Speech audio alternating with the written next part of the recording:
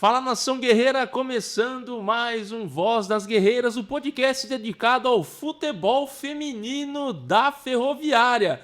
E recebemos grandes personagens por aqui. E agora não seria diferente. Estamos aqui com duas lendas do futebol feminino da Ferroviária e um deles, é claro, envolve futebol masculino porque ele marcou história com a camisa grená da Ferroviária. Hoje a gente recebe a lenda, o garoto de ouro da Vila Xavier, Douglas Onça, e também o preparador físico que participou dos títulos, né, conquistados pelo futebol feminino entre 2013 e 2015, Márcios Ferrer. Prazer em tê-los vocês aqui. Vocês são lendas vivas da Ferroviária. Muito obrigado por vocês estarem aqui com a gente dessa vez.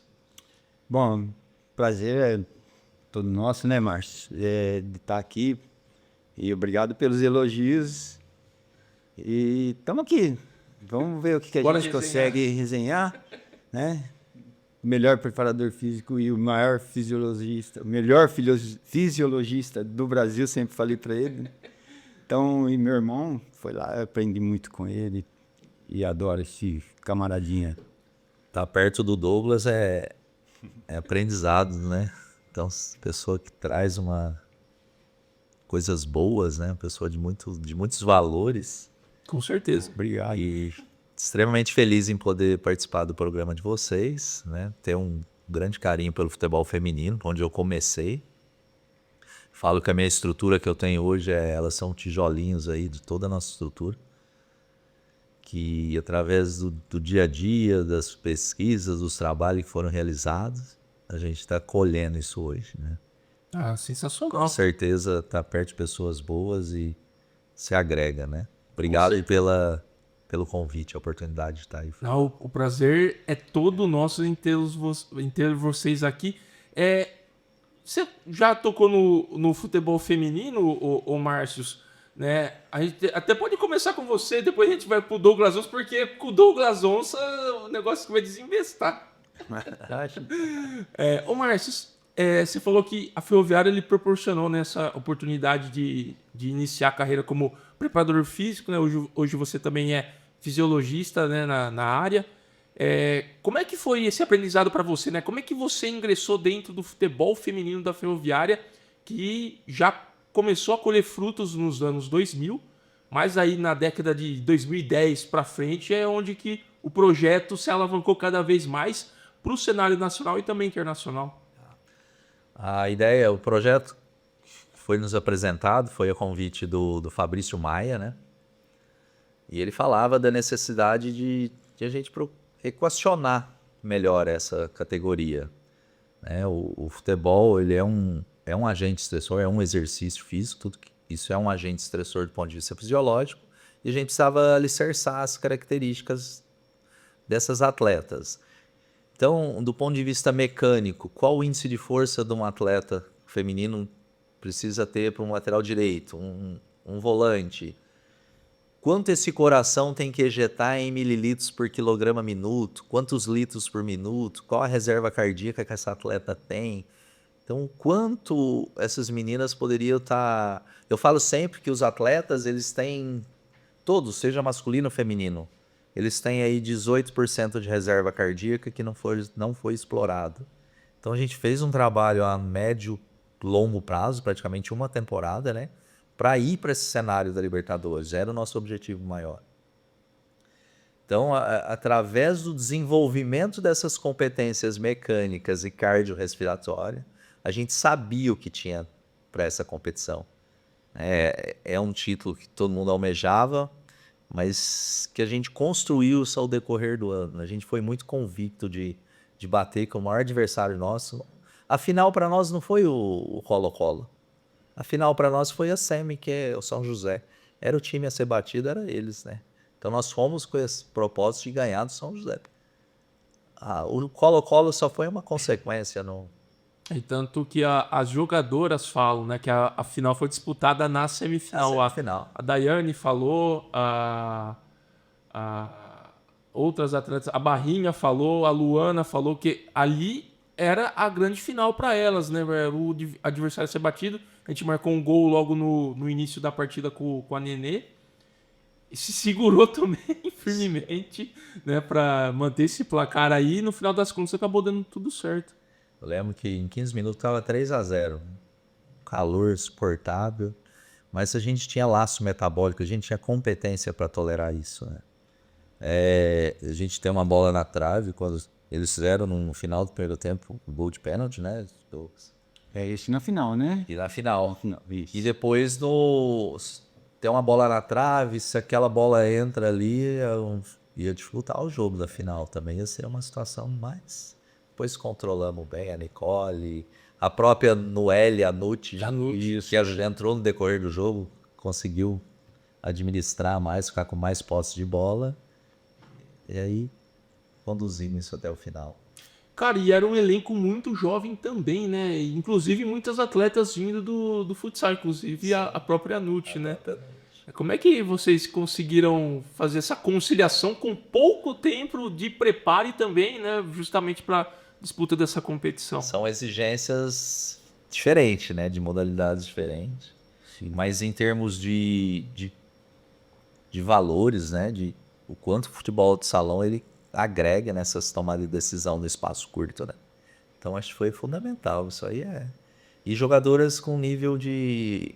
Eu acho que quem vem do futsal, ele vem com um repertório motor de muita informação, né? Isso fica mais fácil para você estar no campo. A leitura daquela situação, daquele quadrado. A inteligência. A inteligência para fazer ali uma cobertura. Você fez futsal também, né, Douglas? Ou não? Ah, sim, mas assim... Na minha época era muito precário as coisas, né? O futsal a gente jogava e não tinha tanta informação. Mas, sem dúvida, ajudou porque a gente também desenvolvia esse poder de raciocínio. Exatamente. E eu, como sempre gostei de jogar com espaço, jogar num futsal para mim era terrível, né? Então eu tive que me virar também. Sim. Raciocínio rápido, né, num espaço muito pequeno, então acho que futsal acaba sendo uma ponte pro futebol também, né, para você ter raciocínio rápido, toque rápido na Nesse bola. jogo do São José lá que nós ganhamos, né, Márcio? A Luciana não jogou, né? Não jogou. Jogou a Amanda, que estava no Palmeiras agora há pouco tempo. A Luciana estava na seleção permanente. Isso. Nossa, a Amanda fez uma defesa na gaveta lá no mas precisa ver coisa grande linda. partida dela. E o Tetini conseguiu fotografar. Você precisa de ver que coisa linda que é a foto. Procura ver um dia aí, se você tiver. Alô, TT Viviane, hein? Te espero aqui também no Voz das Guerreiras. Gente boa, teve lá com a gente. O Douglas, queria que você falasse agora sobre você, né? Como é que foi o início de tudo, né? O garoto da Vila Xavier, como é que se aventurou no mundo do futebol, passou pelo futebol amador da cidade também, né? Jogou no Atlas do Armando Clemente, né? Até chegar à queridíssima Ferroviária, né? Conta aí um pouquinho da sua história pra gente. E agora? Na verdade, desde a época do Dente de Leite, né? Tinha um campeonato que vocês nem se lembram aí, mas tinha um Dente de Leite que passava na televisão da molecadinha. A gente sonhava jogar. E eu jogava no campinho em frente de casa ali, campinho de terra, jogava até descalço no asfalto. O futebol era o nosso divertimento, né? E depois começou pela Atlética Ferroviária, começou o primeiro Dente de Leite, né? Dali teve o Krishnamurti Teixeira que montou o Universal, nós jogamos também no Dente de Leite, depois tinha, acho que foi o Dentão, uma coisa assim, que foi quando eu teve um campeonato também que eu disputei pelo Atlas, pelo Armando Clemente. Todos esses guerreiros, né, esses pioneiros aí, ensinaram muita coisa pra gente, principalmente na questão moral, né, que a gente tenha dentro de casa, com certeza, tive muito, graças a Deus, e no dia a dia, assim, fora de casa, também aprendemos, né. Depois fui pro Palmeiras da Vila Xavier. Palmeirinhas.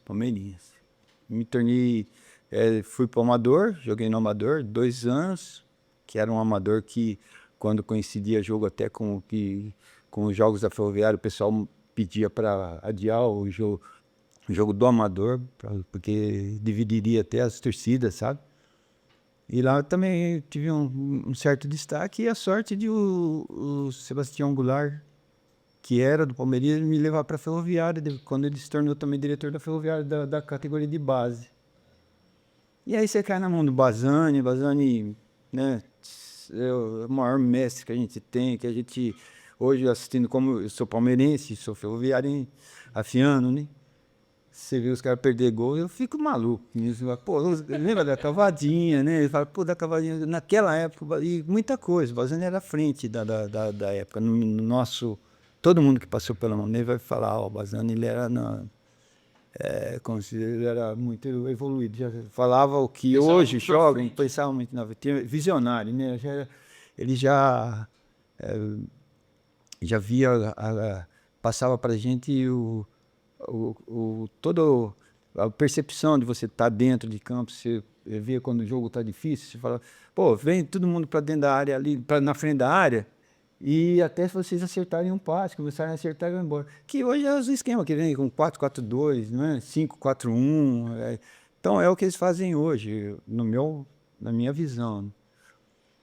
E no juvenil eu fiquei 2 anos e meio, 2 anos. No Juvenil Ferroviária, que na época era o Sub-20, né? Nós tínhamos um time muito bom, começou a subir muita gente para o profissional. E eu, na verdade, na minha geração, eu fui um dos últimos. Porque eu era preguiçoso para treinar. Eu não ia treinar. Se o Marcião tá lá, eu ia talvez me tornar um belo jogador, não? Porque ele ia exigir, ele não dá moleza, nem para as meninas, imagine para nós, né?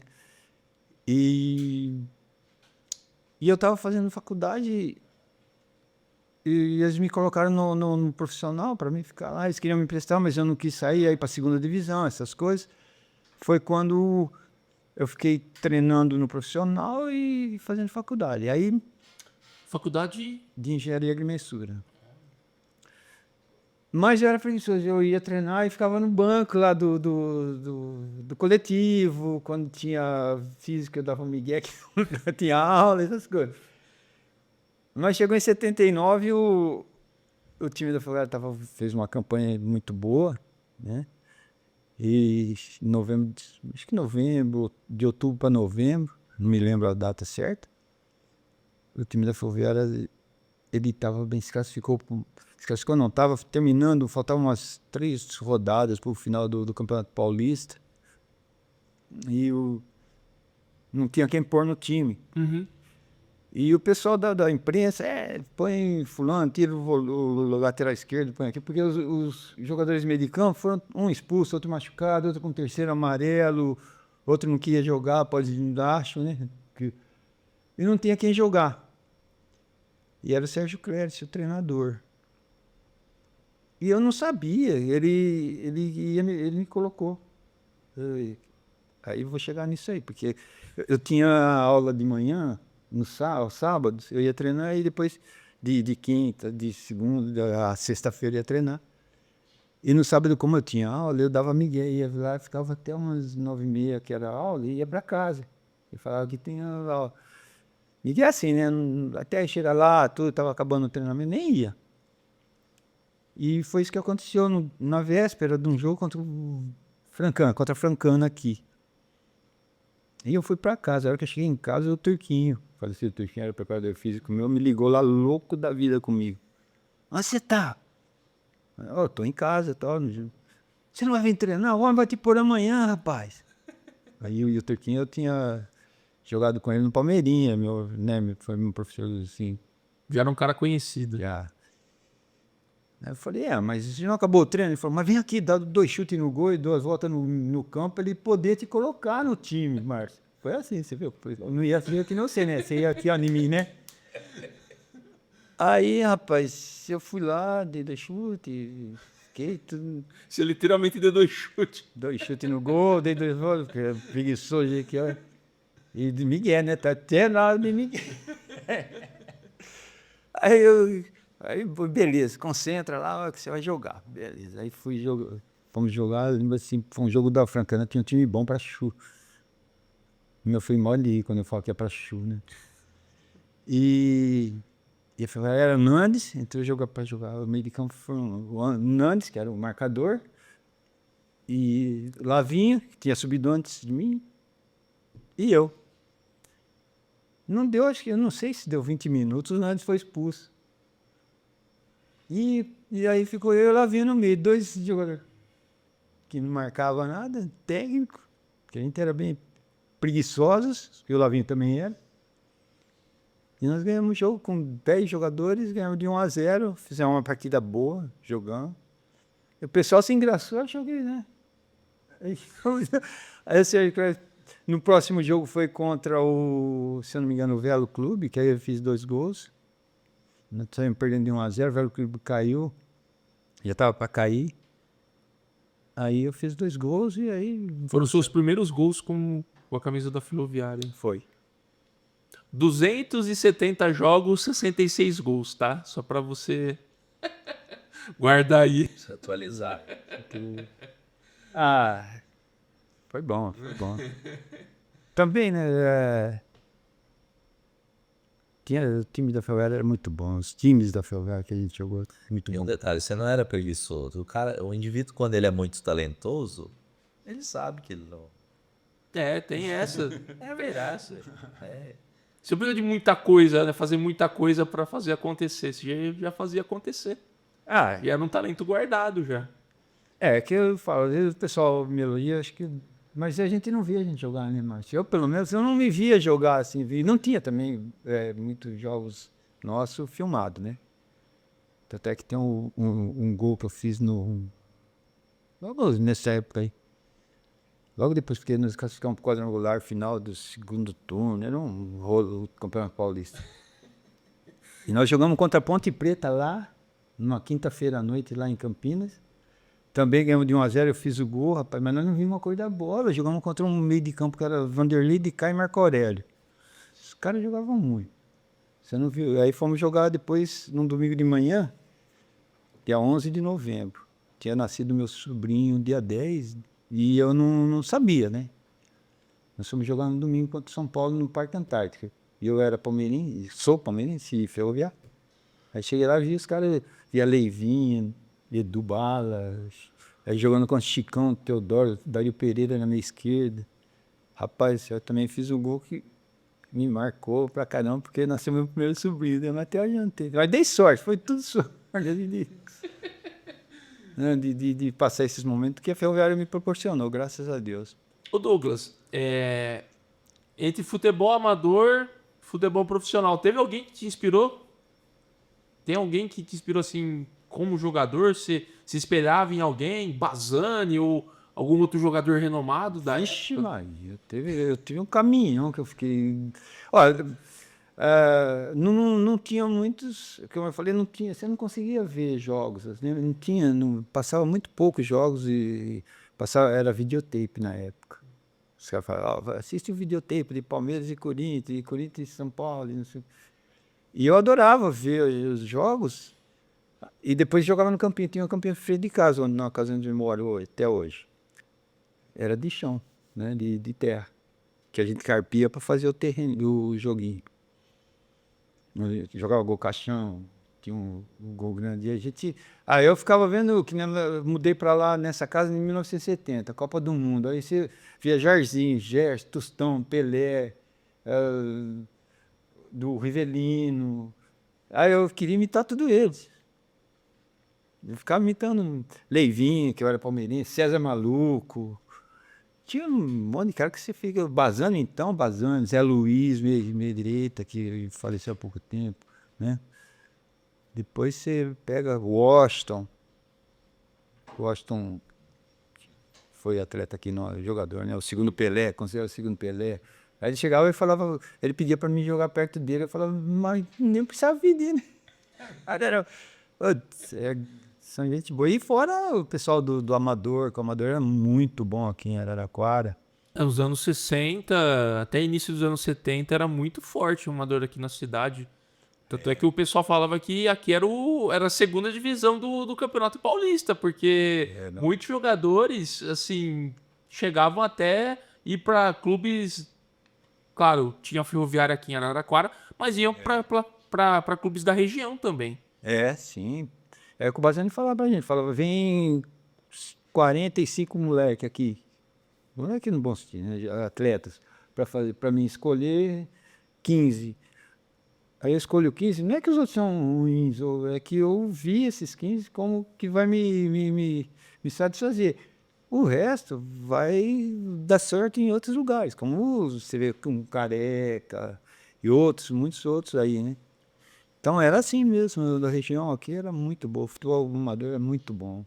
E a gente se espelhava. Era cobrado a entrada, nós molecados tínhamos que pular um muro para ver o futebol amador. Então a gente aprendia muito nisso aí. Era uma loucura naquela época o futebol amador. Ô Márcio, o que você pode falar assim de evolução na preparação física? Né, até o Douglas falou que não era muito de treinar e tal, né? Mas tinha o talento dele guardado. Comigo ele ia treinar. Mas assim, o que você vê hoje de evolução dentro da preparação física, né? Não apenas exercitar, se alongar, mas né, ter esse controle, né? Saber o que o jogador, né, o atleta tá fazendo. A fisiologia vem para isso, né? Dose e resposta, o porquê, né? A evolução do futebol, eu falo sempre que tem um antagonista nessa história. A gente tem a evolução do futebol, a concepção de trabalho do futebol ela mudou, mas a fisiologia humana não mudou.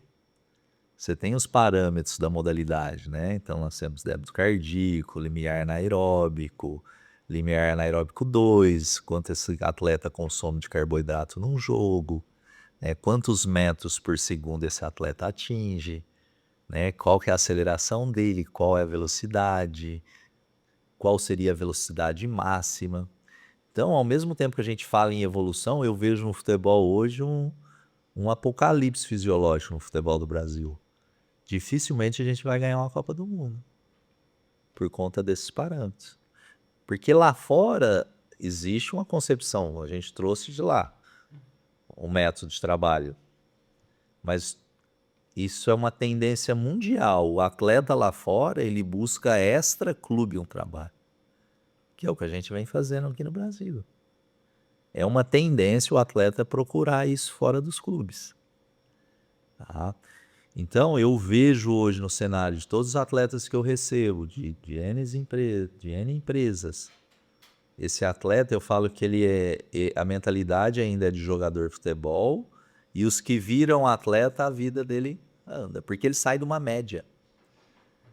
Então, todos eles têm 6% de potência dentro deles, que ninguém está explorando, 15% de aumento de oxigênio, que ninguém está explorando, 30% de resistência de força, que ninguém.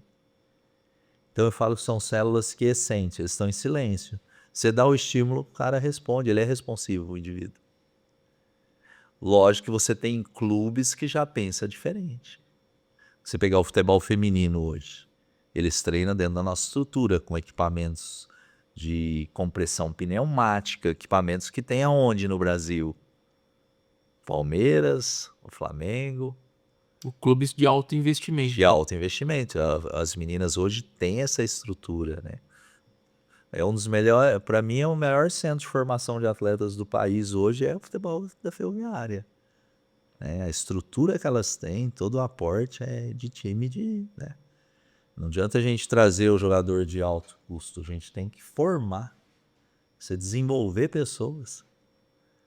Então eu vejo, ao mesmo tempo que a gente fala em evolução, eu vejo uma lesão no meio desse caminho, um gap aí, que é onde a gente consegue explorar e fazer esse indivíduo sair da média da população com a mentalidade de jogador virar atleta. Nós temos hoje um atleta que a gente cuida e o trabalho do masculino também não é ruim. Então, até ontem eu achava, né, poucos clubes do Brasil fazem um trabalho assim. Você trazer para o lado masculino, para mim, quem faz um trabalho desse é só o Palmeiras. É o único lugar no Brasil que eu enxergo uma fisiologia bem desenvolvida, bem aplicada. Então, nós temos um exemplo na Ferroviária hoje. Você tem o Ricardinho tem 36 anos. Né? Ele treina comigo 2 a 3 vezes por semana, desde o ano passado. Vai ver as métricas percorridas dele, do Juninho. Nós temos o zagueiro mais rápido do Brasil, que é o Gustavo Medina. Quantos anos Medina está conosco? Então você modula o que eles têm, que está aquiescente, você consegue modular. E aí você forma, né? Você forma atletas aí com grandes virtudes. Né? Com certeza. E é individual, né? É individual. É feito... É trabalho individual. O trabalho melhorou muito. Você pegar a época dele, eu não condeno o jogador de futebol, o atleta que não tem que fazer 10 tiros de 3 minutos. Não, você tem atalhos hoje para desenvolver esse ventrículo esquerdo, esse coração a ejetar mais. É você dar esse tiro, aí você fica lá com o cronômetro, parar o cronômetro, anotar no papel pra ver. Então hoje o trabalho, você consegue, pega a informação do jogo, você cruza as informações, né? Então hoje ele trabalharia menos em termos de volume, mas seria cobrado mais intensidade, né? Então eu nunca condeno um atleta, eu não gosto de fazer, tem tipo, o cara não gosta de fazer, o indivíduo. Mas e aí, deram a informação legal para ele, correta? Você vai conquistar as pessoas com trabalho. Eu acredito num talento médio e que você desenvolve pessoas. Nosso time de Libertadores de 2015, nós fomos com um time de trabalho, né, de talento médio, com muita disciplina. Nicole, Jaiane, Jovem pra chu. são meninas que... Barrinha, são meninas que A Luana é mais jovem. a Luana. Então, meninas que a gente consegue, através do trabalho, elas sabem o que foi desenvolvido, né? Estudaram para a prova. Você vai para a prova, você não vai querer colar. Você sabe o que foi feito. Então, a gente sabia da emoção de buscar o título. Sem dúvida nenhuma. Título memorável. Vixe, foi sim. Exatamente. É um título memorável, né? Fazendo com pouco, mas o resultado final... Não adianta a gente ter uma Ferrari e não saber pilotar. A Exatamente. gente tinha um corpo, né, clínico ali de pessoas competentes, o Douglas, né, uma pessoa de muita sabedoria. Nós tínhamos o doutor Leonardo, né, para vocês terem uma ideia, acho que ninguém sabe. Antes de a gente viajar, a gente modulou, nenhuma menina menstruava. Nós fizemos isso junto com um laboratório, junto com o médico, para isso não atrapalhar, não antagonizar a performance delas. Né, que nesse período elas têm um retardo na ativação neuromuscular. Nós não tivemos nenhuma lesão, nem articular, nem muscular. Então, isso é trabalho, é ciência. E o torneio de tiro curto. Tiro curto, muita pressão, todo jogo é uma decisão, né? E com a competência de vocês também, né? Cada um dentro da sua área, né? Dentro da sua área e uma turma boa. Demais. Ô Douglas, voltando lá no passado, novamente. Cara, você tá lá na Ferroviária e aí você vislumbra a oportunidade de estar com um time que disputa a Taça de Ouro de 83, né? Única vez que a Ferroviária disputou o Brasileirão, né? O Taça de Ouro era o Brasileirão, né? O Campeonato Brasileiro da época. Como é que foi esse período aí? Porque, assim, o clube não tinha muito um alto investimento, né? Mas trabalhava com jogadores, como você mesmo disse, disciplinados e com talentos, é claro. E tinha como treinador o Sebastião Lapola. Que o Sebastião, ele tinha começado uma carreira de técnico recentemente, né? Eu acho que, se eu não me engano, em 82 que ele inicia como treinador e em 83 ele vem para a Ferroviária, né? Mas assim, time de garotos sem muita pressão. Você acha que isso também ajudou a Ferroviária a fazer um grande papel, a ter um grande desempenho histórico naquela Taça de Ouro de 1983? Bom, aí é assim, a gente tem que ir lá, começar do começo, né, Márcio? Em 82, nós fizemos uma campanha muito boa no Campeonato Paulista, né? Que nos 2 anos anteriores, em 80 e 81, 80 fomos bem, mas em 81 nós passamos um aperto, né? Mas em 82, aí, salvo engano, foi o seu Brida que montou o time, né? Com alguns experientes, tipo Bozó, Marcão veio para cá, que o Bazan já falava do Marcão também, né? O Fernando voltou também, né? Fernando, Paulilo. Então Aroca veio, que eram o pessoal mais experiente. O resto era para o Marinho Paranaense e o Luiz Fernando, goleirão. Baita de um goleiro também. E nós fizemos uma campanha muito boa no Campeonato Paulista e nos classificamos em sexto lugar e ganhamos a condição de disputar a Taça de Ouro. Foi uma festa, né, pra gente. Era tudo molecada. A maioria era molecada daqui, feito pela base da Ferroviária. A Ferroviária sempre valorizou muito a base e formou vários jogadores, sabe, Marco? E aí a gente se classificou.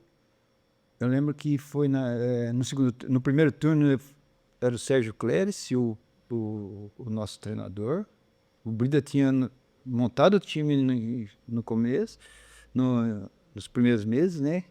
Aí quando começou o Campeonato Paulista foi o Sérgio Clérice. Quando virou o segundo turno do Campeonato Paulista, o Dedé Armeiro veio. Né? Nesse campeonato, no primeiro turno, eu era vice-artilheiro. Casagrande tinha o dobro dos meus gols e eu tinha a metade dos gols dele. Aí depois no segundo turno, porque eu jogava mais na frente e o Zé Roberto mais atrás, marcando. Aí depois o Dedé chegou, inverteu, aí ele se tornou, passou, e o Zé Roberto era um baita de um craque, né? E nós se classificamos. Aí foi uma festa, né? E ninguém acreditava no nosso time. E nós começamos, nunca tínhamos jogado no Maracanã, nada. Então, fomos o primeiro jogo era contra o Botafogo lá, jogamos, né? Campo bom, Marcião, grande, em espaço. Nós arrebentamos com o Botafogo no primeiro tempo. Aí depois cansamos, porque o campo era muito grande. Foi onde saiu 1-0. Aí eles pressionaram tudo, ganhamos de 1-0.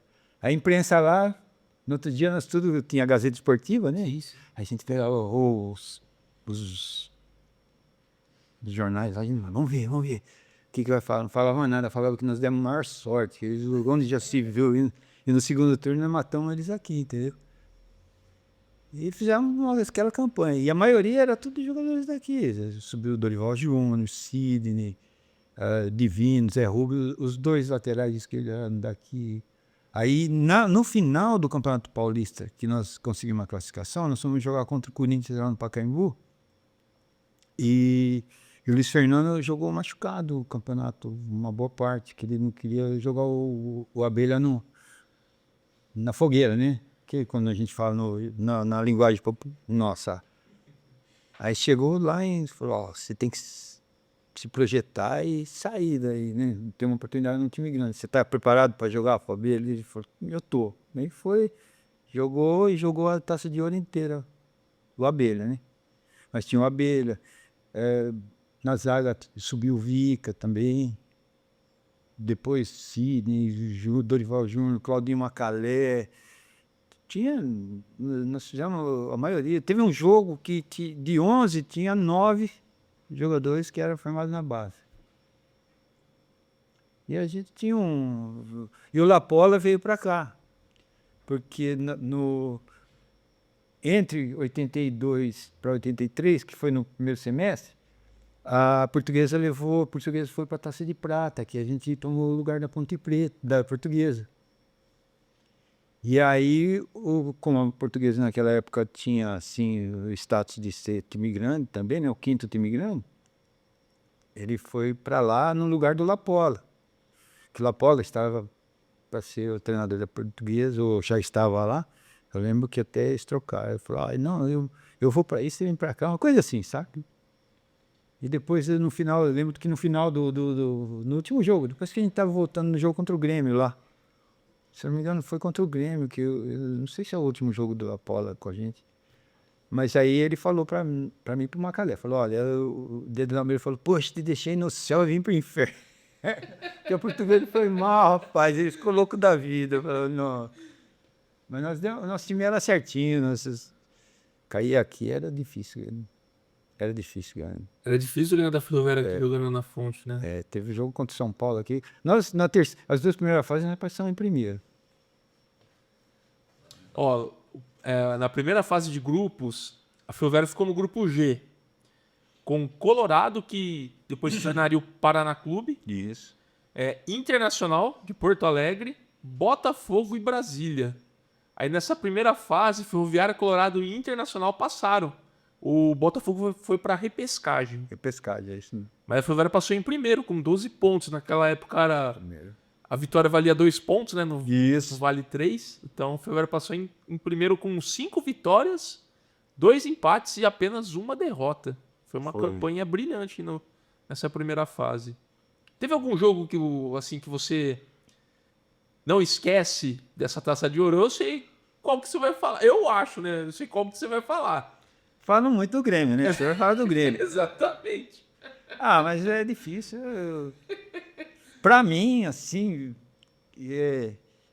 eu acho. O do Grêmio foi muito marcante, lógico, né? E todo mundo, porque tem as imagens até hoje, tudo. Mas eu acho que o jogo aqui também, contra o Internacional, aqui foi legal. Tá legal que nós ganhamos 2-0 neles. E o time do Internacional era time pesado, né? E era um time bom, mas muito bom. Até o Mauro, a zaga era Mauro Pastor e Mauro Galvão. Né?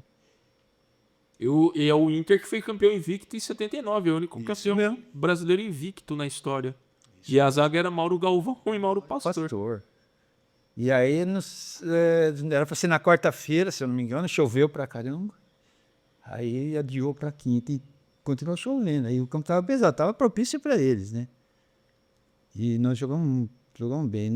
E a gente era tudo leve, né? O Claudinho, eu, Bozó, só o Marcão que era pesadão. E o Marcão fez um e eu fiz outro. Vou aqui. Mas era time, você olhava pros caras e falava, pô, tô jogando contra esses caras. Tinha o Rubem Paz, né? Que era o meio esquerdo. Parecia o Maradona, rapaz. Mas que jogadorzinho fiado da mãe, rapaz. Dava vontade de dar um tiro nele. Ele jogava a bola pra você, Márcio. Ele pegava a bola, e o campo pesado, ele jogava a bola no seu pé. Você ia pegar e tirava. Sabe aquela jogadinha curta, você vai cercando e jogava no você, você ia, tirava. Falava, dá um tiro nesse baixinho desgramado aí. Notabilidade. E jogamos e ganhamos. Esse jogo foi marcante também. O Botafogo aqui também, porque como a gente ganhou lá, e eles falaram que foi sorte e tudo, aí aqui nós metemos 2-1 neles. E ainda que deu um pênalti sem... Nem vou falar que foi sem vergonha, mas foi um pênalti. Se tem o VAR, não dá o pênalti. Ixi, VAR naquela época ainda é difícil. E não tinha jeito. Né?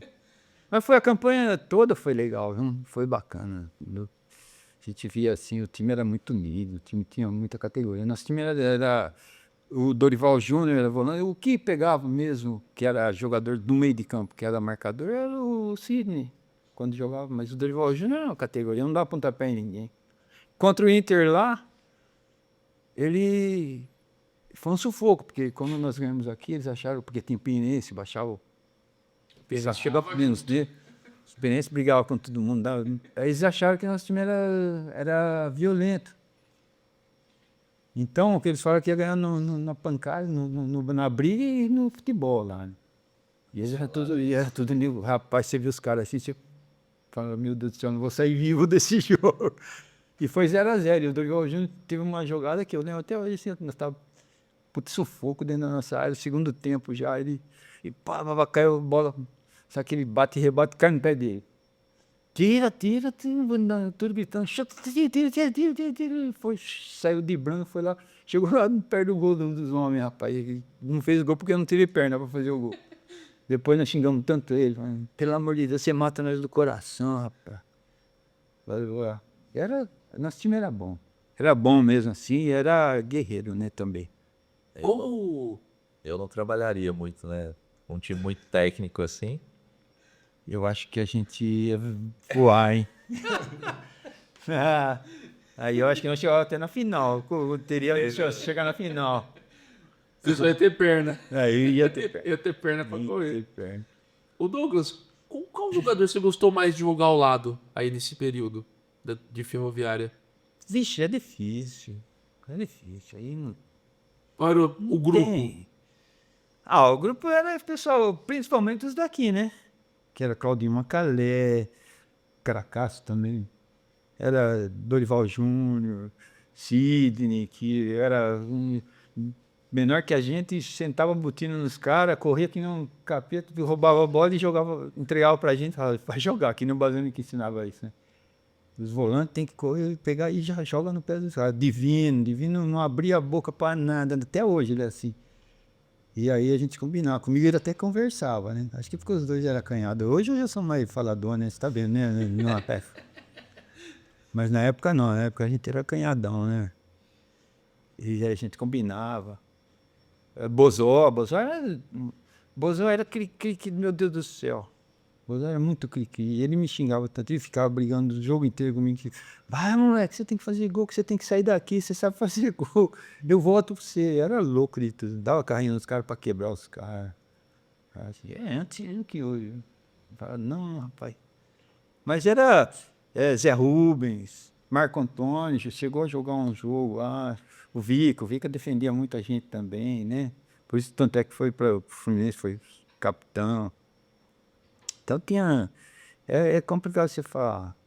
Dorival Júnior, que na época era Júnior, né? Hermínio, que acho que ficou chegar no banco também. A gente era muito unido, sabe? Eu não sei a impressão que está hoje, não, eu vejo assim, os times não têm a união que a gente tinha, Márcio. Que era assim, era 24 horas. Quando a gente estava junto, era 24 horas, tudo molecada um com o outro ali, batendo papo. E que a gente chama os cobra criados, os mais experientes, sempre orientando a gente, respeitavam a gente, falavam, putz, o cara jogou, né? Tem uma experiência muito grande e assim, respeitava a gente pra caramba, sabe? Então era bacana mesmo. A gente tinha eu acho que a amizade era muito diferente e isso ajudava dentro de campo, né? Que nem quando eu fui profissional, eu dei sorte de fazer e a maioria do jogo eu estava fazendo gol. Eu não fazia tanto assim no juvenil, né? E fiz, né? Mas não tanto. Mas assim, e como eu era preguiçoso, para marcar era um Deus nos acuda, né? O Bazani me cobrava muito isso. E às vezes e os caras, depois que pararam de jogar, que encontra os caras, os zagueiros lá, eles falavam, pô, né? Ficava lá, quando segurava, falava, vai ser 0-0, ou 1-0 para nós, porque o Douglas faz um gol. Aí eu conto pra molecada e falo assim, ó, eu era preguiçoso, eu ia só pra frente. Aí eu olhava, depois eu comecei a passar vergonha, né? Porque eu via os caras se matando lá atrás e no meio de campo. Aí eu comecei a querer aprender a marcar, mas no fim eu acabei até marcando mais ou menos, hein? Pô, pai, marcou. Dá pra falar que marcou. Assim aprende, né? Ô, Márcio, até nessa questão que o Douglas Onça levantou, citando força, como é que você faz esse trabalho de usar força com velocidade com os atletas que você trabalha, né? O quanto é benéfico também para ele ter uma resistência durante os 90 minutos de uma partida de futebol. A força, ela tem N valência, N variações, né? Então você pega resistência da força. Conceitualmente, é a maior produção de força independente do fator tempo. Então esse indivíduo tem que tolerar, na linguagem deles, no futebol eles falam que a perna pesa, né? Fisiologicamente é um acúmulo ali de íon hidrogênio que altera o pH sanguíneo, aí o sistema renal dele produz bicarbonato de sódio, vai lá e tampona e mantém o equilíbrio do ácido e base. Então nós precisamos ter alicerçar essa casa para sofrer intensidade, né? Então a gente fala em resistência de força, a gente fala em força máxima, que é o resultado da força aplicada o tempo necessário. A gente fala em força rápida, né? Muita gente fala, explosão, o atleta tem que ter explosão, que a gente mais ouve, né? Isso é força rápida, é a maior produção de força, na lei da física é isso, é a maior produção de força no menor tempo possível, né? Você tem força rápida inicial, que é nos momentos iniciais de produção de força, esse indivíduo atingiu o maior pico de torque. E aí você tem força de salto, força de chute, né? Que diante da nossa concepção, da nossa equação, você desenvolve um cara desse para fazer essa transferência do ponto de vista mecânico, periférico, você vai para o central, E o que a gente observa muito hoje, Douglas, eu sempre procurei muito como o indivíduo receber essa informação e ele canalizar isso, né? E hoje o córtex, o sistema nervoso central, é quem devolve essa informação, né? Então, o cara que hoje não tem uma ansiedade, ele não consegue devolver, fazer essa transferência para o campo, né? Então, hoje é importantíssimo o trabalho cognitivo aí para desenvolvimento dessas informações. O seu córtex, lá uma região do sistema nervoso central, se ela não tem essa descarga neuromotora, você não consegue fazer essa transferência. Então vai muito da influência verbal, da motivação desse indivíduo, quanto que a psicologia aí, não é? Com certeza. Eu falo que tem que partir da alma, né? Quantos atletas a gente chega que você fala, eu sou preguiçoso, você não era preguiçoso, você é muito técnico. Mas quantos chega para nós, eu acho, dentro da psiquiatria, eu achei uma palavra legal para falar isso para as pessoas envolvidas. O atleta hoje que não tem ansiedade, ele está morto, não vai jogar. A ansiedade, ela não é ruim, ela te move também, né? Sim. Então hoje eu entendo isso. Você quer jogar logo, mostrando Eu tudo. tenho atleta que chega no nosso ambiente, ele tá assim, ó, ele tá, o que eu vou fazer? Né? Então, esse cara chega. Então, e tem muitos que têm todos os indicadores para se tornar um e não consegue. Então, essa transferência para a prática, se não tiver um cognitivo ali, um sistema nervoso central dando essa informação, você não consegue fazer essa transferência da força. E por que o indivíduo ele acaba não conseguindo fazer isso? É algo que ele assim não conseguiu desenvolver dentro desse trabalho? Sim, o próprio ambiente no qual ele foi criado, né? De muitos desafios, né? Tudo depende acho que, né? Do convívio ali. O convívio, o ambiente, o fenótipo, né? O fator ambiental é muito de desafios para ele, né? Talvez, Márcio, só uma, posso fazer uma Claro. questão, né? Talvez eu tinha essa ansiedade antes do jogo, porque antes Você criava eu essa... ficava assim, eu não via a hora de começar o jogo porque me dava. Como era preguiça, eu queria começar lá. Aí ele fazia um gol, pronto. Só não tinha mais nada, a semana inteira. Aí andava de ponta de perna. É isso. Puxa vida. Imagina você na nossa época lá. Né?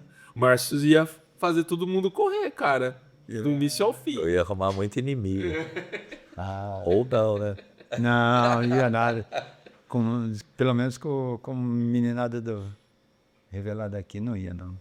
Ô Douglas, Ferroviária chega até a terceira fase de grupos lá na Taça de Ouro de 83. Passou em primeiro também na segunda fase. Aí chega nessa fase que o Ferroviária acabou caindo no grupo da morte, né? Tinha São Paulo, Sport e Grêmio. Foi um grupo muito duro que a Ferroviária caiu. Mas assim, olhando todo isso que a gente já falou, né? Eram 44 clubes em disputa. A Ferroviária chegou entre os 16 melhores. Né? O que você pode falar, principalmente nessa última parte de disputa da Ferroviária, que lutou bravamente? Eu acho que ninguém esperava que o time conseguiria fazer uma campanha brilhante como essa. Pela primeira vez disputando um campeonato brasileiro, deixando grandes clubes para trás e chegando nessa fase, né, que foi a última antes de chegar na fase mata-mata, né, na fase quartas de final. Né? Então, por pouco que a Ferroviária também não chega entre os 8 melhores, né, mas já entre os 16 já era uma façanha gigantesca para o clube aqui de Araraquara. Tanto é que nas duas primeiras fases a gente foi assim, a grande sensação do campeonato e até hoje o pessoal lembra, né, muito desse. Eu só se eu tiver com a memória assim falhando, né, mas assim foi o grupo da morte, né, um grupo terrível, sabe? Eu não lembro se acho que o primeiro jogo nós empatamos com o Grêmio aqui, quer dizer, eles empataram com a gente, que nós saímos na primeiro tempo 1-0 pra gente, aí eles empataram, aos 42 do primeiro tempo e do segundo tempo também. Nós fizemos 2-1 e eles empataram no finalzinho, aos 42 também, ou 43 minutos, né? Então era um jogo que a gente poderia ter ganho aqui também. Depois jogamos com o São Paulo aqui à noite. Foi um jogo que o São Paulo era um baita de um time também, né? Era um time massa. E o jogo, acho que fizeram logo uns 15, 16 minutos, acho que era Erivelton, Heriberto. Fez um gol, ele pegou um chute na intermediária quase, assim, ali, entre a intermediária e a entrada da nossa área. Bem no cantinho, um chute forte, ele batia muito forte, né? O jogo estava de igual para igual. Aí eles fizeram 1-0. Desse momento para frente, nós massacramos o São Paulo. Em termos, né? Porque o São Paulo era um time muito bom. Lógico que eles não. Mas nós fomos para cima, né? Foi o melhor jogo que nós jogamos contra o São Paulo naquele ano lá. No ano anterior e nesse ano, né? Que era o começo de 83. Só que chegou, faltando 5 minutos de jogo, eles fizeram mais 3. Foi 4-0, se eu não me engano. Mas, porque o time era muito bom, Márcio. Era muito bom. Você batia no Renato, você ia dar pontapé no Renato, você batia nele, caía, ele ia lá e fazia o gol. Careca, Pita. Como já marcar um Pita? Não, era... Né? Aí, Dário Pereira e Ascar. Dário Pereira, quanto pontapé no tornozelo dele. Não que ele era de ele dava aquela chegada só para te espantar, né? Uruguai. Uruguai. O time do São Paulo era muito bom. E aí pegamos o Sport aqui e acabamos perdendo 1-0 aqui também, cara. Isso que arrebentou com nós, esses 2 jogos. Esses 3, né? Não, mas é que os times deles, os 3 times eram muito bons também. Aí eu não joguei em Recife. Em Recife também tomou uma goleada, acho que foi 4 também, se eu não me engano. Né? Depois jogamos contra o São Paulo lá em São Paulo, também perdemos. Acho que foi 3-1, eu fiz o gol de pênalti. Aí fomos jogar contra o Grêmio. Já o Vera não tinha mais chance de classificação, né? Não tínhamos chance de classificação, o Grêmio precisava só empatar com a gente, porque o Grêmio estava classificado. E o São Paulo ia jogar contra o Sport aqui. E o São Paulo precisava vencer do Sport, uma coisa assim. E a gente ganhar deles lá do Grêmio. E acabamos ganhando do Grêmio. Foi 3-1. 3-1 pra Ferroviária. Você fez um gol de quase no meio de campo, né? De cobertura. Foi. Foi o gol mais bonito que você já fez na vida? Ou... Eu acho que não. Acho que o gol mais bonito foi esse contra o São Paulo, quando meu sobrinho nasceu. Viu? Pode ser. Eu gostaria de ter ele para ver, porque na minha memória foi um golaço. Foi mais sentimental. Foi mais, e assim, pela jogada também. Foi um jogo que foi um golaço, mas também nem sei de onde que saiu. Da onde que eu tirei aqui. Mas foi só a gente vendo mesmo. E nesse jogo contra o Grêmio também o pau quebrou, né? Vixe, o pau. Isso é uma briga feia lá com o pessoal. O Abelha, né? O Abelha com... Acho que o Renato Gaúcho Renato Gaúcho tá envolvido. O Grêmio nesse ano que viria a ser o campeão mundial, né? Esse jogo aí, ele foi antecipado para o sábado, porque o Grêmio ia jogar depois para dar 48 horas para ele poder jogar na Libertadores, se eu não me engano. E depois ele foi campeão e foi jogar lá, disputar lá. Mas é que o Grêmio tava 2-1 para nós. Aí a hora que eles fizeram o gol, eu fui dar um bico quietinho, né? Eu falei, ninguém tá vendo. Eu fui dar um chutão para um e o Tita foi pegar a bola e eu caí sentado. Aí o Aruca vai e arruma aquela puta encrenca lá, pelo amor de Deus. Aí eu, calma, Tita, calma. Falei, não teu com esse tamanho aqui, esse cara, tudo monstro, tudo burcutuzão assim. Eu falei, Deus me livre. Rapaz. Aí o pau quebrou. A Perense é maluco, né? E o Bozão era mais maluco do que o Perense, era do meu tamanho. Acabou o jogo, já saiu ali naquela hora lá, né? Aí quando acabou o jogo, a gente tinha que vir rapidinho, porque ia pegar o voo para voltar, né? Então nós combinamos, acabou o jogo, nós corremos para tomar banho logo e vir embora. Vamos sair voando, né? Daqui do estádio. Aí, os relatos que a gente tem é que o Bozó ia saindo conversando com não sei quem que era, repórter, alguma coisa, ia saindo assim, e o Pienense vinha vindo atrás. E um treinador, um torcedor, algum, não sei o que era lá, repórter, sei lá o que era, não sei até hoje, né? Isso é o que o pessoal passa. Vê dando risada para um Bozó, tal, o Bozó era cheio de... Mas chegou, deu um supapo no Bozó, rapaz. O Bozó ficava sentado, o Pienense vinha ali de frente com esse cara aí, foi o cara que ele correu lá atrás e o cara aqui pro vestiário do Grêmio. Só que aí o time do Grêmio inteirinho foi pra cima dele, aí pegou ele lá, nossa. Aí os caras bateram nele, coitado. Mas o Pienense não tem jeito, o Pienense não tem jeito. O Douglas, depois dessa disputa de Taça de Ouro, né, você fica na Ferroviária, mas depois você passa por Curitiba, Sport Clube do Recife, Avaí, Atlético Goianiense e por último no Marcílio Dias. Mas você se torna um ídolo no esporte, não é isso? Ah, eu tive uma passagem muito boa lá. No Curitiba e no Atlético Paranaense não tive não tive bem, né? Embora em Curitiba passei só 3 meses, lá nem 3 meses deu. Aí foi quando faleceu meu pai, eu vim embora. Aí no esporte, o Mazinho, né? Que foi atleta e vive até hoje aqui em Araraquara. O Mazinho centroavante, jogou no Santos, Grêmio, Santa Cruz, né? Ele era muito amigo do Carlos Alberto Silva, treinador. E o seu Carlos Alberto Silva me tentou, depois ele falou, tentou me levar para o São Paulo, Palmeiras, quando ele esteve aqui, para o Guarani. E ele não conseguiu. Então, aí depois para o esporte, como o Mazinho estava aqui, conseguiu me levar em 85, né? Isso. E lá era uma seleção daqui do interior de São Paulo, praticamente. E nós fizemos uma campanha boa, mas não fomos campeão também. No brasileiro nós fizemos uma campanha boa, tudo, mas acabamos sendo desclassificados, né? Foi uma passagem boa. E depois, no Avaí, passei, o Dorival Júnior me levou para lá, quem estava precisando do meio, me levou lá, me indicou, né, que ele estava lá. Aí jogamos lá maravilhoso. Foi uma época muito boa também. Mas no esporte foi legal também.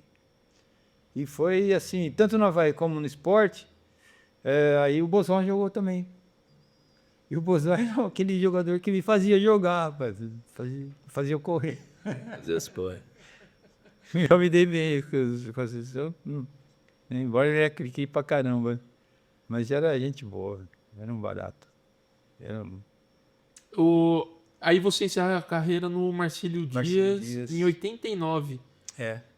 E depois, Douglas? Bom, em 87 e 89 eu joguei no Marcílio Dias, foi muito legal. E uma passagem também curta no Catanduvense. Depois eu não queria mais nada, só queria peladinha, não, jogando peladinha. Os colegas lá, tinha um timinho de veterano aí, os caras montaram. Depois tinha um certo tempo. Você voltou aqui para Araraquara. Para Araraquara. Aí comecei a trabalhar lá com o meu cunhado, o Ayrton de Ponte, lá, nós montamos, ele montou, nós estamos trabalhando até hoje, eu e meu sobrinho, né? Meu negócio é ferromodelismo, não é nada disso aí. E tinha assim, brincava lá com um timinho lá nos colegas que nós fizemos. Até que um dia, né?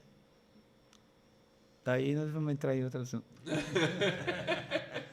Mas eu fiquei tranquilo, sossegado, só peladinha, que era o que eu gostava, né, mano? Com os amigos.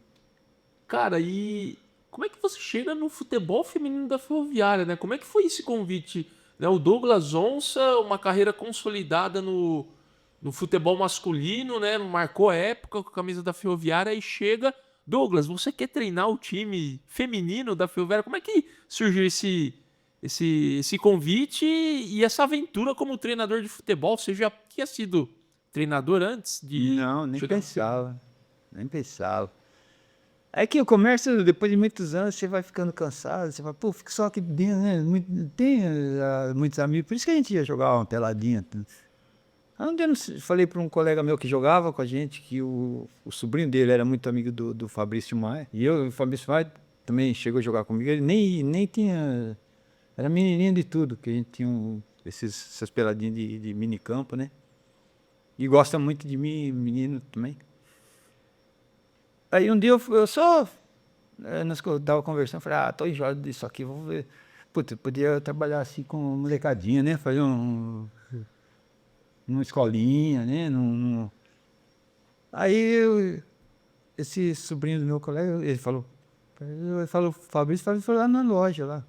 Pô, você não quer ir lá treinar feminino? Eu falei, nunca fui treinador, né, mano? Não, nós precisamos. O projeto lá, a gente tá querendo mudar o futebol feminino, moralizar, né? E eu sempre gostei do futebol feminino, desde a época do Radar, né? Lembra que tinha um time Radar lá? Eu falei, puxa vida. Eu vi o presidente do COI falando que não sei o que, e as meninas falando, não, a gente tem que vender latinha para comprar uma meia, uma esteira, que coisa. Eu falei, putz, eu achava legal porque assim, já achava que o futebol era muito pesado masculino, assim, muita força, né, correria. E o feminino, elas estavam assim, era mais lento e jogava. E eu sempre gostei da parte mais técnica, né, por ser preguiçoso. Aí o Fabrício foi lá, eu falei, vixe, Fabrício, faz 25 anos que eu nem assisto quase futebol, né? Vai assistir. Aí, não, a gente te ajuda, te ajuda. Eu falei, nós precisamos, ele falou, porque a gente quer, assim, moralizar e vai dar um impacto maior tal. E a gente vai tentar fazer um trabalho bem legal aí, a gente já tá fazendo. E aí, falei, se vocês me ajudarem e me ajudar em alguma coisa, eu até vou pensar. Não, mas siga isso aí, ele falou pra mim, desse jeito. Mas siga essa ideia aí você fala pra mim. Aí eu falei, aí o pessoal, não, vai lá. Pô. E eu falei, vou lá com eles, né? Eles falaram que vocês me ajudam mesmo? Eu fui 2 anos, os 2 primeiros anos foram um aprendizado, né? Depois aí chegou... Aí foi quando o Rosa foi para lá, né? Trouxe o Rosa. Aí nós acabamos ganhando. Os 2 primeiros anos não foram bem. Foi mais assim. Mas foi muito legal porque tinha muita... Eu gostava muito nas categorias de base, que tinha bastante meninas aí na região, muitas meninas, Márcio. Não sei se ainda é aqui. Eu não sei como é que está agora lá. Mas nós tínhamos 3 categorias. Tínhamos o adulto, né? Que nem era amador, hoje é profissionais já, né? As meninas, né? Isso. Tinha o sub-15 e acho que o sub-11. E eu ia lá. Tanto é que no segundo ano eu já trouxe umas meninas do sub-15 para jogar no sub-11, no adulto. E a gente foi formando, e aí passaram. Porque também nós não tínhamos uma estrutura. A estrutura lá tinha o Danilo, o Zero, e o Fabrício, que era os mentores ali que trabalhavam. Aí, quando eu cheguei, era eu, o professor Robson e o Leandro, preparador de goleiro. Aí, depois de 2 anos, conseguimos na verdade, a gente deve muito ao Airinho, né? Ele conseguiu um patrocínio para o futebol feminino, que deu para a gente formar um time bom e chegamos a disputar Copa Brasil, né? Copa do Brasil. Copa do Brasil. Vencemos. Isso. E que credenciou para a gente ir para Libertadores. Fomos campeões do Campeonato Paulista. O Paulista 2013, Copa do Brasil e Brasileiro 2014. 2014. E o brasileiro campeão invicto. Campeão invicto. Time bom, era até bom, mas até era boa. Jogava. Também não sei se porque eu fui ex-atleta e formado na base também, algumas garotas foram para o time de cima e se deram bem. Tanto é que tem uma menina que pouco se fala, quando nós ganhamos o brasileiro, brasileiro ou paulista? O brasileiro, se eu não me engano. E que a Carol Milhado que falou, olha, você é uma das atletas, fala para ela, você foi a... Talvez sem você a gente não ganharia o campeonato. E nós disputamos um jogo aqui contra o São José e empatamos. E fomos jogar lá no Foz Cataratas, que era um time bom para... E os nossos principais atletas foram tudo para a seleção brasileira, que era a espinha dorsal da seleção brasileira. Era ferroviária. Ferroviária. Ferroviária e São José na época. Isso. Era bem mano a mano. Foi quando nós de lá ganhamos de 1-0. E não tinha nem jogador. E a Carol Melhor tinha voltado de lesão, não tinha feito a transição pro campo. Nós não tínhamos quem jogar. A Daiane jogou de volante. E não tinha praticamente não tinha quem colocar. Nós fomos para lá. Lembro que a Daiane desceu, nós fomos pegar o avião. Você tava? Não estava, Márcio. Você veio depois. A Daiane chegou lá em Campinas, no aeroporto, ela desceu, veio assim. Ó, professor, o André, ele tá aqui ligando para mim, falou que liga pro senhor, o senhor não atende. Eu punha o celular na bolsa e nem via. Que ele falou que não é para mim jogar. Eu vou jogar. Eu falei, beleza. Falei, você vai jogar sim, que você aguenta? Aguenta. Então, beleza. Aí ela jogou. E se é um atleta masculino, não joga. Mas elas foram. E a Carolzinha, que era volante, falei, você aguenta lá na lateral direita, você fica parado, você só dá a cobertura. Falei, não, vou. Pô, ela jogou 70%, acho que 70%, 80% do jogo, né? E a gente voltou com essa vitória, chegamos aqui, aí chegou o pessoal que estava na seleção. O time era bom, acabamos classificando e fomos campeões. Até no final, no último jogo, eu ia colocar a Carol para jogar, pelo menos no finalzinho, para ela ser campeã dentro de campo, né? Que eu acho assim, a dedicação, mais pela dedicação, e ela era uma boa jogadora também, mas falei, pô, a gente tem que valorizar isso, né, Márcio? O que elas se dedicavam, né? E hoje é legal porque eu vejo assim várias atletas que eram daqui, da base, menininha de Matão, de Américo, da região aqui tudo. Estão aí rodando nos grandes clubes aí do Brasil. Você vê nós falamos agora da Amanda, não é da Amanda, a zagueira, que é a Luana. A Luana. A Luana, ela chegou aqui garotinha de tudo, lá no campo do Aco. Eu falei, não, vamos ficar com ela aí e tudo. Fomos colocamos no time principal. Hoje é uma atleta que chegou aí para a seleção, né? Sim. Também. Aí depois chega esses monstros aqui. Né? Aí, nossa. O Rosa também tem, né? Rosa, o Leandro. Desses veio o Rosão, veio o Zequinha. O Anderson, o Zequinha e o Belto, né? Era isso que a gente tinha, né, Márcio? Aí esse aqui, esse maluco que chegou lá, arrebentou com ele. Mas também a meninada voava. Menina chorava. Chorava. Ô Márcio, qual que foi esse desafio de você cuidar, assim, e até um diferencial que você pode falar também, né? Preparação de um time feminino e masculino. A equação é a mesma. O que muda é o coração da mulher é menor, né? Os parâmetros são diferentes, né? E o grande problema do futebol feminino, que até hoje né? A etiologia das causas das lesões, né? Então você tem fator mecânico, né? A mulher tem um aumento de ângulo Q do quadril, isso tem uma disfunção do fêmur com a patela, né?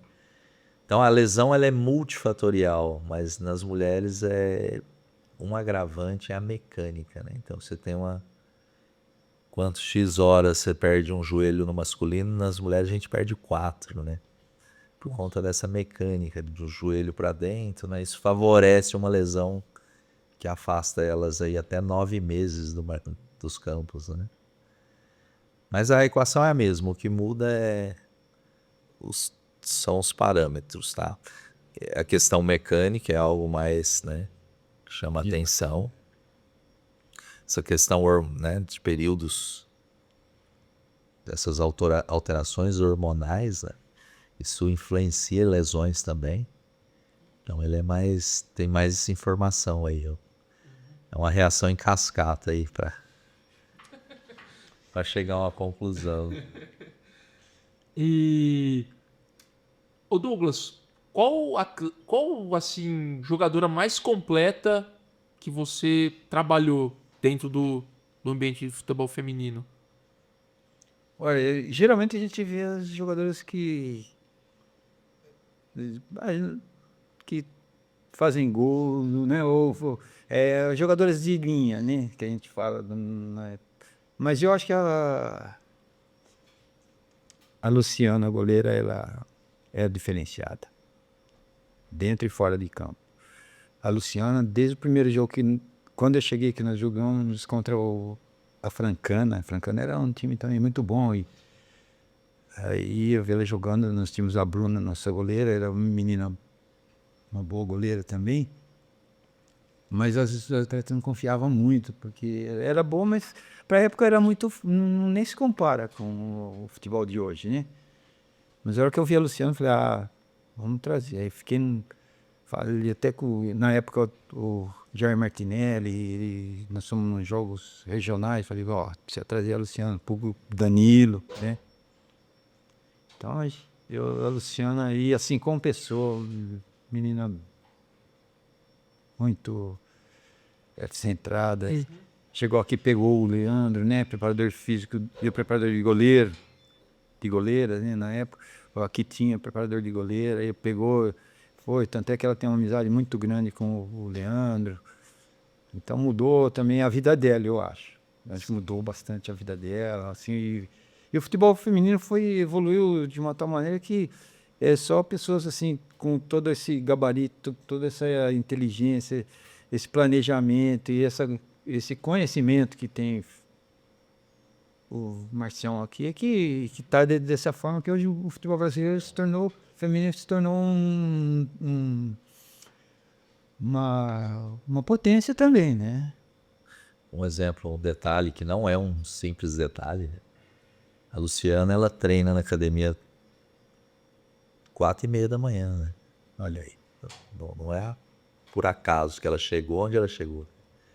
Ela Ela é todo muito dia, dedicada. Então treinar extra clube, 4h30 da manhã ela tá lá. Pra vocês terem uma ideia, ela tem a chave da academia, sabe? Ela tem acesso à academia. Ela não é só goleira, né? Ela é uma pessoa então, e confiável. Então, acho que influencia no elenco Muitos todo, valores, né? Muitos valores. Ela influencia no elenco todo e ajuda quem comanda, né? Sim, Quem, é uma referência. Com certeza, é uma referência pro elenco atual e também para as mais Para jovens. quem tá chegando, é uma referência. sem dúvida. É fantástica. E outras também, né? Que a gente trabalhou. Só que hoje o futebol já está mais, assim, o feminino já está mais profissionalizado mesmo, né? Na época era amador, então, e acho que foi mudado por nós aqui. E a Ferroviária,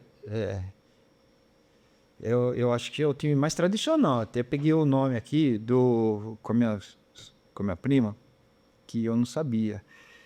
A Ferroviária acho que foi uma das pioneiras, talvez a pioneira com o futebol feminino, porque tinha a filha do tio dela aqui, que era o Wilson da Silva Guerra, e o meu tio, pai dela, que é o Antenor da Silva Guerra, eles na época, acho que eu nem tinha, eu tô com 68 anos, acho que se eu tinha 5, 6 anos, eu era muito. Acho que eu nem tinha nascido até. Eles que começaram com futebol feminino. E era muito preconceito, muita discriminação. Lá na Atlética Ferroviária, na Associação Atlética Ferroviária, lá na Vila Xavier. Eu não sabia disso. Então a filha dele que um dia chegou, né, do Wilson. Era na época que o futebol feminino era proibido. Sim. Que é a Lúcia, né? É a Lucelena. Lúcia. E você conhece a Lucelena. Conversou com ela sobre isso já, né? Já. Você vê, depois veio o Mazzaropi, né? Que também Teve eu não lembro o nome, mas um que era gerente do Extra, quando veio o Extra, até que saiu O Extra Fundo Esporte, né? No início do projeto de 2000. Isso, isso, ele ajudava o Fundo de Esporte, que surgiu a Bia, né? Isso. Bia Zanerato. Então, futebol feminino de Araraquara, a gente não sabe, né? Não tem essa história. São pessoas que a gente teria que valorizar também, né? Só que agora meu tio e o irmão dele já são falecidos, mas, por exemplo, pegar a Luciana, ela tem foto disso aí tudo, se eu não me engano. Então são pessoas assim que já eram não, são importantes para o futebol feminino também, né? E tem acompanhado os jogos, ô Douglas? Tanto do masculino quanto do feminino? Muito pouco, porque esses últimos anos aí eu fiquei cuidando da minha mãezinha lá, tudo, né? Então, às vezes eu tenho pelos amigos que a gente conversa e tal, eles passam a informação, eu vejo também, não deixo de ver. Mas fiquei muito chateado com esse último jogo aí que foi contra o Ituano lá. Nossa, essas cobranças de pênalti me matam do coração. Vai me desculpar, não tenho nada contra o atleta, mas pô, não dá, né? Aquele primeiro pênalti lá, Jesus Cristo, não é por nada. Não por nada, não tô falando, né? Fazia que nem o César Maluco, vinha lá do meio da minha lua, chegava e fechava o olho, sentava o pé na bola, furava a rede, cara. Pelo amor de Deus. Esse espacinho mata a gente. É pra chegar chutando, né? Não tô assim crucificando o atleta, sabe, Márcio? Sabe, não é o atleta, hoje a moda, né, que se criou hoje, né? Sim, sim. É que nem fazer um gol que não tem, o Neymar faz um gol, mostra ali. Pô, eu acho ridículo isso. Mas cada um pensa do jeito, né? É que eu sou, com 68 anos, eu tinha meio charão, pronto. Ô, Douglas e Márcio, do que vocês sentem mais saudade na época que vocês trabalhavam, né, conviviam com o futebol feminino da Ferroviária? Fala aí, Marcelo. Ai, Deus. Eu da companhia desses parados aí. Das meninas, que a gente, pelo menos eu que já era o mais velho da turma, se acaba amando elas como umas filhas da gente, né, Márcio? O Márcio hoje acho que sente isso, não é? E quanto tempo você está trabalhando com ela? Desde aquela época com as meninas. E elas te consideram, não é? Então, mas a companhia desses camaradas aqui era muito legal. A gente nunca teve um olhar de Esse é poder colaborar no desenvolvimento delas, né? Da evolução do futebol feminino, né? As meninas passavam muita dificuldade, né? Tem muitas meninas, muito problema, muito histórico de problema familiar, né? Então hoje você vê elas com uma carteira registrada, né? Elas com o carro delas. Muitas dessas meninas hoje são pilares da casa delas. São né? conquistas. É. Elas que são as famílias meio que, né? Elas têm condição hoje de ajudar a família, né? Então acho que isso foi assim. Você participava ali do dia a dia delas, uma situação, né, difícil era para elas, né?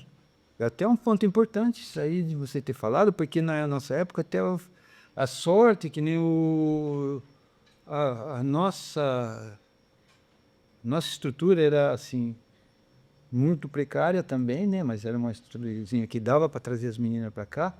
E as pessoas que trabalhavam são honestas e A gente não tinha estrutura física, né? Tinha estrutura humana. Humanos. Hoje o futebol feminino tem estrutura humana e estrutura física.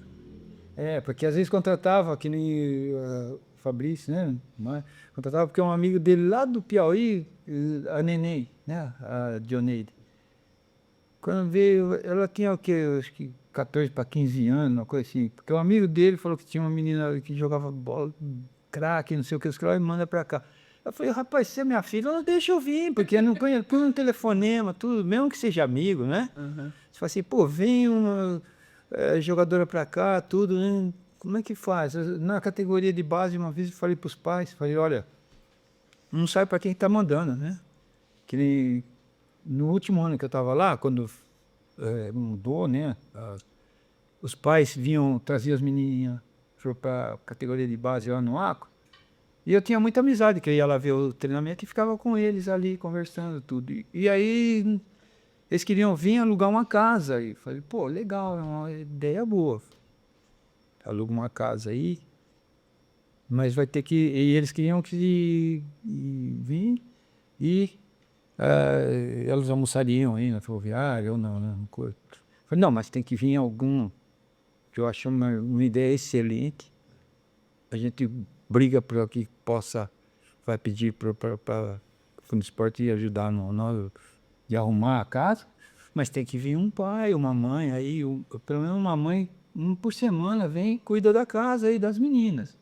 Porque não sabe, vocês não sabem, você me conhece aqui tudo, mas você não sabe qual que é a minha intenção. Você acha que você vai ficar sossegado lá, falar assim, não, eu moro aqui perto, eu vou passar daí para ver as meninas, cuidar delas, ver se está tudo certo. Mas você não sabe se eu sou um traficante, não sabe se eu sou um pedófilo, não é? Não sabe. Então, tem que ser uma pessoa da família, uma mãe, vem, cuida das meninas. Mas aí mudou e foi para o melhor, porque aí já foi uma estrutura diferente, né? E é bacana, porque hoje tem eu acho que tem essa estrutura para cuidar das atletas, né? Sem correr risco, né? Exatamente. O que a Ferroviária proporciona na vida de vocês? Ou proporciona ainda? Sem a ferroviária eu não viveria. Bom, eu particularmente assim, eu jogava no campinho.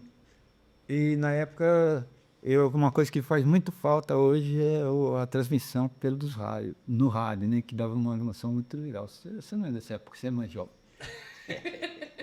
Era gostoso, né?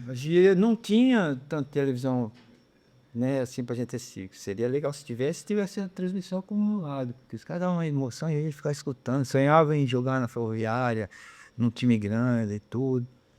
E torna assim, depois você joga, fala, pô, né, e eu que não me achava que eu não ia conseguir jogar nunca no profissional, mas só de ter jogado na categoria B eu já era feliz. Aí depois tive essa carreira aí, e ainda o pessoal gostou de mim até hoje. E onde eu vou, tem um amigo, tem alguém que me reconhece bem, conversa comigo. Isso aí é bacana. Perto daí que eu tô aí voando no lugar, o cara ainda ali, né? Chega, conversa, me respeita. Mas acho que também eu nunca desrespeitei ninguém também. Assim, a gente não é perfeito, mas desrespeitar de ficar, né? Não é porque não guardar raiva é besteira, né? Exatamente. E você, Márcio? Né? Que no início eu falo que principalmente o futebol feminino, eles fazem parte aí da construção da minha imagem, foi o futebol feminino. Atuo, né, lógico, no masculino, no feminino, mas o feminino me trouxe muito conhecimento, somente em relação a lesões, né? Você tinha trabalhado já no masculino? Já trabalhei no masculino também, mas conhecimento adquirido ali no dia a dia me ajudou a chegar onde estamos hoje, né? Graças a essa vivência que nós tivemos. Então a gente tem um momento aqui para vocês. A gente preparou uma surpresa. Diretoria da Ferroviária Futebol Feminino, juntamente com o Departamento de Marketing e Comunicação também do Futebol Feminino da Ferroviária, vai entregar para vocês aí uma camisa comemorativa referente a toda essa construção, toda essa passagem pela Ferroviária, pelo futebol feminino, também comemorando aí faz parte, né, essa camisa alusiva aos 10 anos da conquista da Copa do Brasil e também do Brasileirão Feminino. E também é uma referência aos 10 anos da conquista da Libertadores, né, que se completam nesse ano, no dia 8 de novembro. Então vocês fazem parte muito da história, da construção do futebol feminino da Ferroviária. Isso aí é uma singela homenagem para vocês e espero que gostem aí, que esse é a armadura Grenal das Guerreiras, né? Então, guardem com muito carinho aí. Essa vai pra moldura e vai pra parede da academia. Mais uma, né, Marcos? Mais uma, né? Rapaz, isso aqui eu vou usar. Hein? Você tem a modelo. Olha, É isso aí. muito obrigado. Que alegria. É um privilégio, né, Douglas, fazer parte ser personagem da história, né? Sim, pelo amor de Deus. Principalmente de ter todo o apoio deles, né? Desde quando eu comecei do Fabrício, do Zero, do Danilo Zero, e tudo, todos os que passaram lá. Principalmente aqueles que estiveram em campo, né? Ali que no dia a dia, que nem eu citei, que a gente era em 4, né? Que era, e depois chega Marcião, chega. Vai se estruturando, né? Fora o pessoal, assim, pessoas incógnitas que não apareceram, né? Que nem a gente precisava de uma coisa, tinha o Milton, lembra? Do Fiz, o Birigui do Centralizados, às vezes a gente precisava de um ônibus que levasse a gente para as meninas treinar, a gente conversava com ele ajeitava tudo. Tinha esse poder, ele ajeitava, porque tinha esse poder. Então era isso aí. O pessoal da Fundo Esporte, que quando a gente precisava, né? Era muito legal, era muito unido, entendeu? Então, teve casos de gente que viajou, achou que né, ia para a noitada, né, não vamos falar quem é, mas tinha uns caras que achavam que não fazia parte do nosso grupo, mas que cada jogo a gente levava um convidado, né? Aí chegou, aí depois voltou aqui e falou, não, os caras trabalham, né? Mas não, Milton. Não, Milton, não. É isso aí. É isso aí, né, Marcião? Por último, né, antes de encerrar o programa, qual o recado que você pode deixar, o Douglas, para as meninas, para os meninos que estão começando dentro do futebol? É que não falei, eu não esperava nunca ser um jogador, um atleta profissional. Vão em busca do sonho, se dediquem, ouçam os mais velhos, principalmente quem os comanda, né? Desde o presidente do clube ou aquela pessoa, mas principalmente aqueles que estão no dia a dia com vocês, desde o treinador até o que carrega o saco de bola para poder dar o treinamento, aquele que leva a água, que vai comprar o gelinho, né? Que na nossa época era assim, a gente que fazia tudo isso, mas hoje deve ter. E seguir os conselhos, porque os conselhos bons de todos esses que estão tentando te ajudar. Porque eles não vão eu acho que não existe quem vai te dar um mau conselho. Acreditem que acontece, né? A gente vê vários atletas aí, masculino e feminino também, é que eu falei, não tem preço que pague a satisfação que eu tenho de ver várias atletas que eram da base, viu, Márcio? Não era nem do adulto, né? Que hoje é o profissional, que estão aí rodando, foram em grandes clubes, né? Tem a Isadora eu apelidava ele de bicho do mato, era uma menina, a Isadora, zagueira do Palmeiras. Sim. Ela vinha aqui, ela era acanhada, ela não falava, era pior que eu, porque eu era assim. Hoje eu estou mais, né? Aí você fica assim. Mas ela dava dó, tadinho. Eu falava, eu chamava, vai, bicho, mas você tem que falar, você tem que jogar e tal.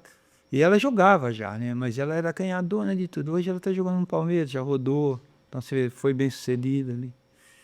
E não só ela, tem outros que eu vejo aí, passaram por aqui. Né? A Isabela do Farinha, né? Que era... O pai dela é muito amigo meu, o Farinha passava lá da loja, ele era um cobrador de ônibus, mexia comigo, ele, o Ari. Aí você vê, roda aí nos grandes times, aí bacana, eu fico feliz de ver a Nicole, né? A Nicole jogou nos times grandes, agora tá aqui também, né? Muito bacana, vai firme que dá tudo certo. Então a gente vai encerrando o programa Voz das Guerreiras. Agradecemos demais a presença aqui do Márcio e também do lendário Douglas Onça. Pessoal, muito obrigado. Espero que tenham gostado aqui do programa, né, desse bate-papo, dessa resenha. Deu para recordar bons momentos do futebol masculino, na época dourada, na época de ouro da Ferroviária com o Douglas Onça. O Márcio aqui também trouxe informações importantes, relevantes dentro do mundo da preparação física e também da fisiologia que envolve o futebol feminino da Ferroviária. Meninos, muito obrigado pela presença de vocês. Se quiserem, espaço aberto aí para vocês para o recado final. Vai, Douglas. Agradece. Agradecer todo o carinho também de vocês e, na verdade, de toda a torcida Fiamma, né, que não se restringe só a Araraquara, porque todos os lugares que a gente passou sempre encontrou torcedores e que às vezes nem é daqui de Araraquara, e agradecer esse carinho todo, né? E agradecer esses monstros que eu trabalhei lá. Também trabalhei, eu aprendi, foi uma universidade perto desse. Você jogou com a camisa 8, mas você foi um grande 10 também, viu? Eu joguei com a 10 algumas vezes, mas o que marcou foi 8, né? Foi legal. Graças a Deus, só tenho a agradecer a Deus isso. Agradecer a oportunidade, né? Acho que a oportunidade, eu gosto de falar principalmente de fisiologia, né? Ainda mais acompanhado do cara desse que eu falo que ele junta tesouro lá no céu, né? Um cara que não tem vaidade, ele é rico espiritualmente, eu gosto de ficar perto dele. E a oportunidade de vir falar do projeto, eu falo isso para as pessoas envolvidas no futebol feminino, o quanto a estrutura delas é melhor até de muitos times, né? Principalmente masculino. Então é gostoso estar aqui, poder falar e parabenizar todos que estão envolvidos aí no projeto. Aí. Que continue desenvolvendo pessoas, né? Isso mesmo. Que é importante para elas. Com certeza, né? A Ferroviária consegue desenvolver não só atletas, né? Mas também Desenvolver pessoas e grandes profissionais também, né? De diferentes áreas. A gente vai ficando por aqui, então, Nação Guerreira. Muito obrigado e até a próxima. O próximo episódio da Voz das Guerreiras. Tchau!